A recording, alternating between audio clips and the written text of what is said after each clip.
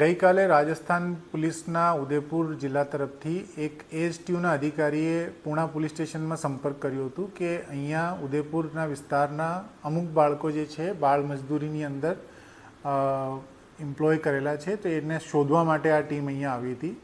આ બાબતની ગંભીરતા લઈને માનનીય સીપી સાહેબ તરફથી પૂણા પોલીસ સ્ટેશનને સૂચના આપવામાં આવી કે આ બાબતને બહુ ગંભીરતાથી લેવામાં આવે અને એટલા માટે જ પૂણાની આખી ટીમ અલગ અલગ વિસ્તારોમાં જઈને ચેકિંગ હાથ ધર્યું.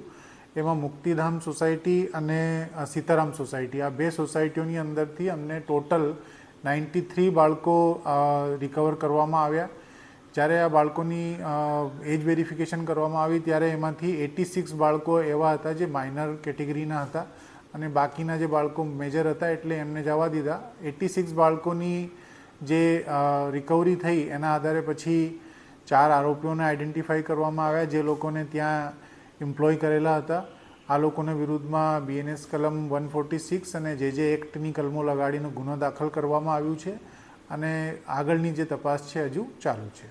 મોટાભાગના જે બાળકો છે એ મતલબ અંડર 14ના છે મેક્સિમમ, અને સાથે સાથે જે બાળકો છે એમને ત્યાં સાડીની ફોલ્ડિંગ, પેકિંગ આ પ્રકારના કામમાં એમ્પ્લોય કરેલા હતા.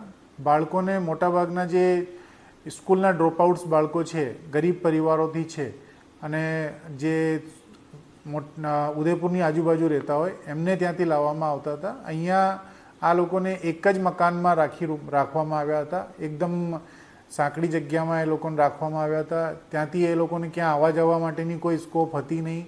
આખા દિવસ ઘરમાં જ રહેવાનું, સવારથી સાંજ સુધી સાડીની ફોલ્ડિંગ અને આ કામ કરવાનું. તો આ અમાનવીય પરિસ્થિતિની અંદર આ બાળકો કામ કરતા હતા અને આ જે એક ઇન્ફોર્મેશન હતી એ પ્રમાણે અમે એને રિકવર કરી પામ્યા. આમાં 4 આરોપીઓની હજુ સુધી જે છે ડિસ્ક્લોઝ થયા છે નામ, અને અમને આશા છે કે હજુ ઓર એમાં બીજા નામો એમાં નીકળશે, કેમ કે સંખ્યા બાળકોની મોટી છે અને ત્યાંથી રાજસ્થાનથી કઈ રીતે ટ્રાન્સપોર્ટેશન કરવામાં આવતું હતું, અહીંયા ઓર કોઈ માણસ ઠેકેદાર તરીકે અથવા તો ઓર કોઈ વ્યક્તિ જે એમની ત્યાંથી ઘરમાંથી લાવવા માટે એ લોકો કઈ રીતેના લોભ લાલચ આપતા હતા એમના વાલીઓને, આ બધી વસ્તુઓની તપાસ હવે ઓર ગહેન રીતે ચાલુ થશે.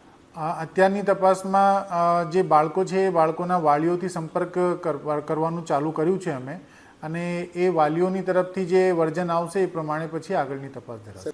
આ જે મામલો સામે આવ્યું છે એ બાબતમાં અમે તમામ લોકોને અપીલ કરીએ છીએ કે આવા કોઈ નાના ફાયદા માટે બાળકોના ભવિષ્ય સાથે ક્યારેક ખિલવાડ નહીં કરવો જોઈએ. આ બાળકોની જે વાસ્તવિક જગ્યા છે આ સ્કૂલનું પ્રાંગણ છે, સ્કૂલના નિશાળ છે, જે જગ્યામાં એમને ભણવું જોઈએ, એમનું ભવિષ્ય બનાવવું જોઈએ, આગળ વધવું જોઈએ.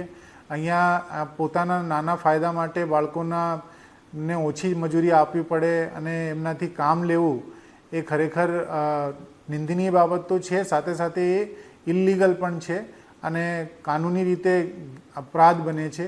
આપના મારફતે હું તમામને રિક્વેસ્ટ કરવા માગું છું કે આવી કોઈ પણ બાબત કોઈને ક્યારેક ધ્યાને આવે તો અમારું ધ્યાન દોરવા ખાસ વિનંતી કરું છું, જેનાથી આપણે બાળકોનું ભવિષ્ય બચાવી શકીએ ને એમની સાચી જગ્યા જે સ્કૂલ છે ત્યાં પહોંચાડી શકીએ.